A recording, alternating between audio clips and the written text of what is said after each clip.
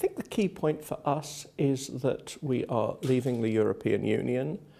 We're leaving the European Union because on the 23rd of June last year there was a big democratic vote in the United Kingdom, a vote with a very high turnout and involving something like 33 million people. The clear outcome of that vote was a decision that we should leave the European Union, and that's what the British government is respecting, and that is the policy we are pursuing. But it's important to note that we are leaving the European Union. We're not leaving Europe. We want the European Union without us to be a success.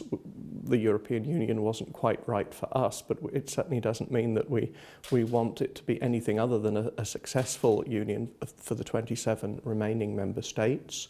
And we want as close as possible a partnership between the United Kingdom and the 27 remaining European member states, including EU member states, including Romania, all of which are our partners and our friends. Our Prime Minister, Theresa May, has announced that we will trigger Article 50 on the 29th of March. That's the mechanism stipulated under the Treaty of Lisbon for commencing a 2-year negotiating period.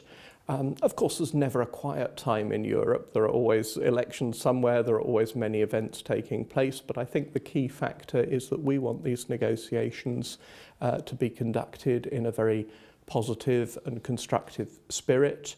We think they should be, because there are negotiations between partners and friends who know each other. We want the best for the EU.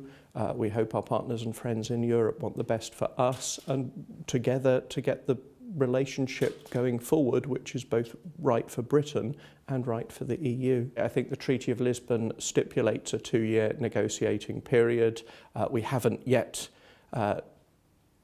sent the letter triggering Article 50. There will be a response to that letter, so I think it would be premature to start to talk about what that negotiation might look like. But what we can say is there will be a negotiation which will start from the triggering of Article 50 on the 29th of March. We don't want to see a divided European Union. It's actually just a rule of basic negotiation that it's heavily in our interest for our negotiating partner to be a united one, and we genuinely want to see the success of the European Union as a project, because we want a strong European Union which will be a strong political and trading partner for the United Kingdom going forward. That's in our interests, and that's in Europe's interests.